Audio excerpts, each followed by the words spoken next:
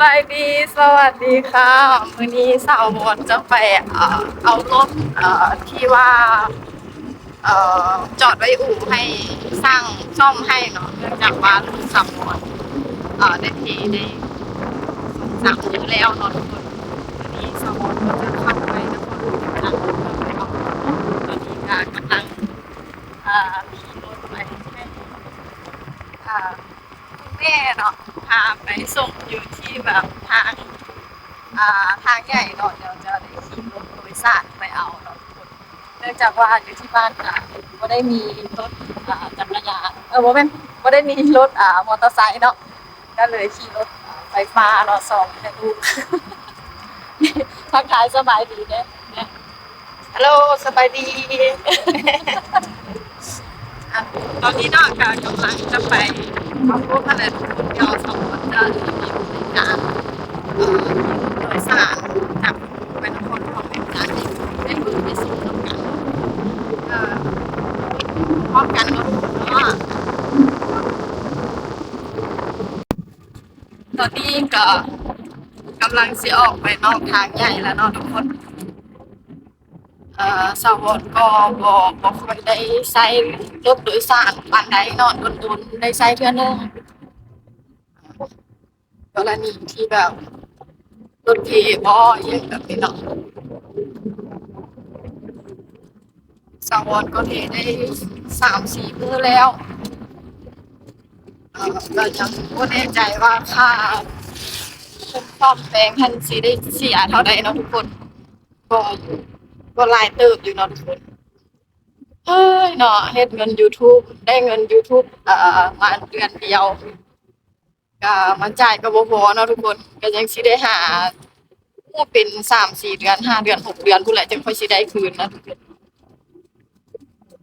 นี่แหละเนาะเฮาขี่รถก็ขี่เฮาเนาะบัดนี้เนาะตอนนี้เฮาก็ได้ฮอดทางใหญ่แล้วเนาะตอนนี้สวรก็ฮอดทางใหญ่แล้วเนาะเดี๋ยวสวรนี่เนาะแม่สาวรก็จะกลับแล้วเนาะทุกคนเดี๋ยวเพิ่นมาส่งซื่อๆเนาะสวรจะย่างไปข้ามทางไปเบื้องนั้นเพื่อว่าจะไปท่ารถเนาะโดยสารอยู่เบื้องนั้นพอดีเป็นเฮือนพี่น้องเนาะทุกคนเฮือนพี่น้องลูกพี่ลูกน้องค่ะนะทุกคนเนาะก็จะไปอยู่ที่งานเพิ่นนี่ท่าเพื่อท่ารถโดยสารเนาะทุกคนตอนนี้ก็ยังบ่มีรถโดยสารมาอยู่นี่เนาะเขาจะท่าอยู่นี่เราก็จะประมาณนี้นี่เนาะทุกคนรถตู้ก็มาแล้วเดี๋ยวสาวอ่อนขอขึ้นอ่าไปรถตู้ก่อนเนาะเดี๋ยวจะเดินทางไปนครหลวงเวียงจันทน์เดี๋ยวเอาตังค์ไปส่งเพิ่นก่อนขอบใจเด้อเป็นเด็กอะไรอ่าอันนี้ก็คือบรรยากาศเนาะสองข้างทางของการขี่รถโดยสารเนาะรถตู้จากโพนโฮงไปนครหลวงเวียงจันทน์ของสาวรเนาะทุกคนค่ารถโดยสารแม่น70,000 กีบเด้อหรือว่าถือเป็นเงินบาทแม่น120 บาทเนาะหรือว่า120 บาทก็จะขี่ไปตามทางแบบนี้เลยเนาะก็ได้ชมบรรยากาศไปพร้อมๆกันเนาะทุกคนว่าเป็นเอาได้เนาะตอนนี้ประมาณ10 โมงเช้าเนาะทุกคน10 โมงเช้าเนาะสาวรก็จะใช้เวลาประมาณ1 ชั่วโมงเนาะที่ว่าขี่รถโดยสารไปฮอดจุดหมายปลายทางของเฮาก็คือบ้านโพนคำเนาะที่ว่ารถสาวรเพอยู่เนาะแล้วก็อยู่ในอู่อยู่เนาะเนาะเราก็จะขี่รถไปเรื่อยๆเนาะทุกคน ค่าซ่อมแปลงก็ค่อนข้างสูงทุกคนเนาะเนื่องจากว่าเศรษฐกิจอยู่ในประเทศลาวเฮาเนาะก็จะบ่ปกติแล้วก็เงินเฟ้ออีหยังก็แพงสินค้าทุกอย่างคือแพงและที่สำคัญเครื่องอะไหล่ต่างๆของรถยนต์นี่เนาะก็แม่นนำเข้าจากต่างประเทศเนาะทั้งเบิดเลยก็อยากค่อนข้างสูงและเป็นการค่าซ่อมแปลงค่าอีหยังก็สูงเนาะทุกคนอันนี้ก็คือสาวรเองแล้วก็โซเฟอร์เนาะในรถก็จะมี3คนเนาะมีโซเฟอร์แล้วก็สาวรแล้วก็มีอ้ายทหารผู้นึงที่เพิ่นนั่งอยู่ทางหลังสาวรเนาะก็จะมีผู้โดยสาร2คนก็นั่งสะดวกสบายเนาะกว้างขวางแอร์เย็นสบายและไอ้โซเฟอร์เพิ่นก็แบบว่าโอ้โหขับรถแบบเซียนเนาะเซียนมากแบบเพิ่นสาวรก็ถามเพิ่นว่าขับรถมาจากปีแล้วเพิ่นก็บอกว่า30กว่าปีแล้ว เนาะบ่น่าเชื่อเลยว่า30กว่าปีแล้วเพราะว่าโซเฟอร์ยังนุ่มๆอยู่เลยเนาะแล้วก็สมพอเนาะว่าเพิ่นขับรถนั่นนะเก่งแฮงเนาะทุกคนสาวรก็แบบว่าโอ้โหเสี่ยวเนาะทุกคนเนาะน่ากลัวแต่ก็บ่เป็นหยังเนาะเพราะว่าเพิ่นเซียนแล้วอันนี้ก็คือวัดเนาะวัดบ้านวังมนทุกคนเมืองโพนโฮงแข้งเวียงจันทน์เนาะเพิ่นก็กำลังแปลงกำลังทาสีกำลังเฮ็ดให้มันงามขึ้นนั่นแหละเนาะทุกคนอันนี้คือหลัก52เนาะเขาก็ขี่รถไปเรื่อยๆเนาะค่าซ่อมแปลงก็สูงแต่สาวรก็จำเป็นก็ได้เงินYouTube 1 เดือนทำอิฐก็ได้มาแปลงรถเนาะแต่ก็บ่พอดอกเนาะเพราะว่าได้น้อยนึงถ้าจะให้พอเนาะโอ้ยประมาณ 4-5 เดือนหรือว่าครึ่งปีพุ่นแหละจึงค่อยสิพอสินี่เนาะแต่ก็จำเป็นเนาะเฮาขี่รถก็ขี่เฮาคืนแบบนี้แหละเฮาอยากขี่รถต่อเฮาก็ต้องได้แปลงเนาะเสียเท่าใดก็จำเป็น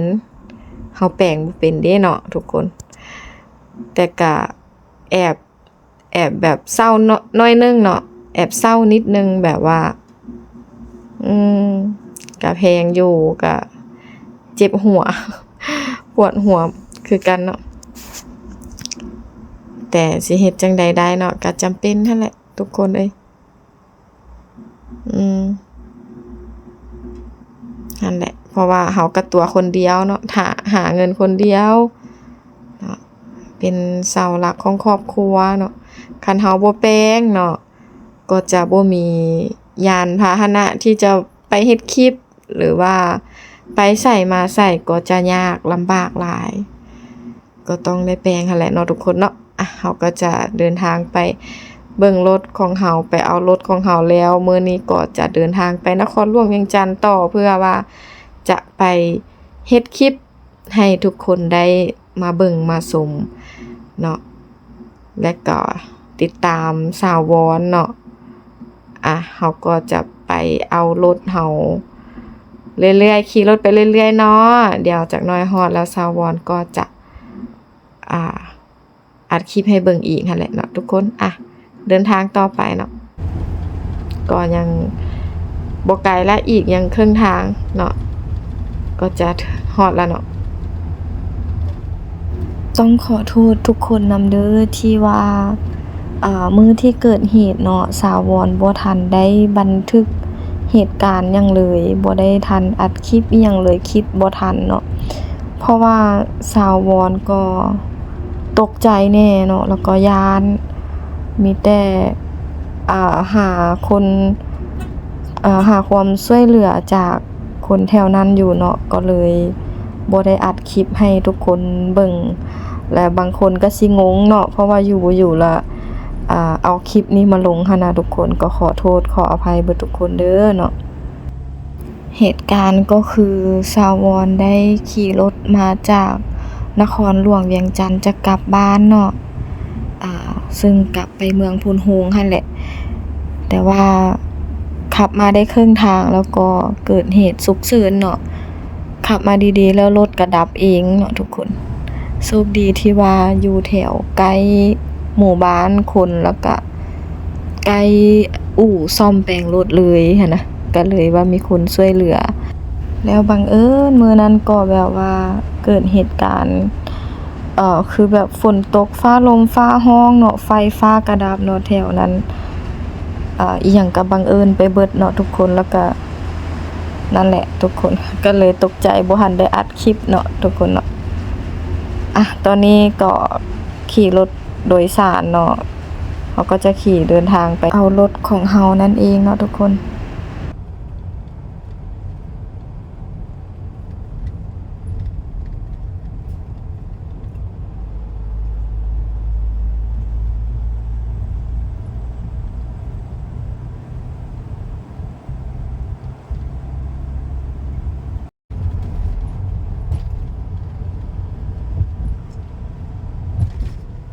เดี๋ยว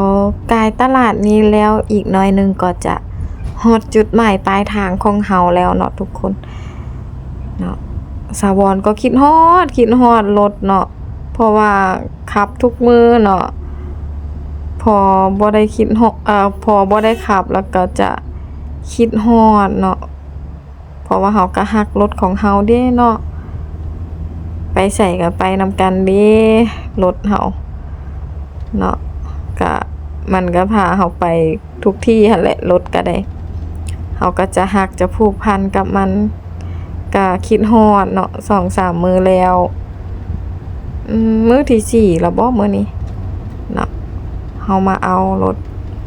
เฮาเอารถมาแปลงหั่นเนาะได้มื้อที่4แล้วก็คิดฮอดเนาะเดี๋ยวจักหน่อยก็ฮอดแล้วเนาะของให้มันแล้วอยากให้แล้วไวๆเพราะว่าจะได้มีรถขับไปเฮ็ดคลิปอัดคลิปอีหยังต่างๆหั่นแหละเนาะเดี๋ยวจักหน่อยก็ฮอดแล้วทุกคนขี่รถไปเรื่อยๆอีกประมาณหน่อยหนึงก็จะฮอดแล้วอากาศก็ร้อนหลายทุกคนมื้อนี้แสงแดดก็แจ้งเนาะมื้อที่รถสาวรเพหั้นเนาะก็ประมาณ6 โมงเย็นเนาะกำลังใกล้จะมืดแล้วฝนก็ตกฟ้าลมฟ้าร้องไฟก็ดับเนาะอยู่เขตที่ว่ารถผีหั้นเนาะบ้านนั้นหั่นเนาะก็จักแม่นหยังเนาะก็คือแบบว่าอิหยังก็คือว่าบังเอิญเอาแท้เอาว่าเนาะแล้วก็ขี่มาคนเดียวอีกดีแต่ว่ามีคนช่วยเหลือเนาะคนลาวเขาก็ใจดีมีน้ำใจเนาะทุกคนนั่นก็จนว่ามืดเนาะก็จนเป็นตาย้านนั่นแหละเนาะผู้หญิงคนเดียวเนาะฮอดแล้วเนาะตอนนี้เนาะทุกคนตอนนี้สาวรก็มาฮอดจุดที่ว่าเอารถแล้วเนาะทุกคนเนาะนี่เนาะรถสาวรจอดอยู่หั่นเนาะทุกคนอันนี้คืออู่ที่สาวรมาแปลงเนาะมือที่ว่าเกิดรถผีแล้วแม่นอยู่จุดนั้นเนาะก่อนรถขี่ไปหั่นเนาะทุกคนแล้วก็เพิ่นก็ดึงมาลากมาทางนี้เนาะมาอู่นี้เพื่อจะมาซ่อมแปลงเนาะในมือนั้นแบบโอ้โหสุกเสินแบบว่าสาวรเดินทางคนเดียวเนาะฝนตกไฟดับฟ้าลมฟ้าห้องเนาะมือนั้นเป็นมืออย่างที่แบบว่าโอ้โคตรแบบว่าน่ากลัวเนาะทุกคน เดี๋ยวสาวรจะข้ามไปเอารถบางนั้นเนาะทุกคนเพื่อนว่าแปลงแล้วเนาะทุกคนดีใจได้รถแล้วเพราะว่าบ่มีรถไซเนาะทุกคนเนาะมีรถคันเดียวนี่เนาะทุกคนนี่จะได้เข้ามานี่เนาะทางเจ้าของห้านเนาะเพิ่นก็ใจดีเนาะทุกคนเพิ่นก็ให้ความช่วยเหลือเนาะสาวรก็ได้ขอบใจเพิ่นเนาะเพิ่นก็มีน้ำใจเนาะ สาวรก็จะเอารถออกอู่แล้วทุกคน ตอนนี้สาวรก็ได้เอารถออกจากอู่แล้วเนาะทุกคนกำลังเดินทางไปในตัวเมืองนครหลวงเวียงจันทร์อยู่เนาะทุกคนเพื่อว่าจะได้คลิปให้ทุกคนได้เบิ่งได้ชมกันเนาะทุกคนเพราะว่าห้างอู่ที่สาวรมาซ่อมนี่ก็อยู่ระหว่างใกล้ๆกับในตัวเมืองเนาะก็เลยว่าโอเคเดี๋ยว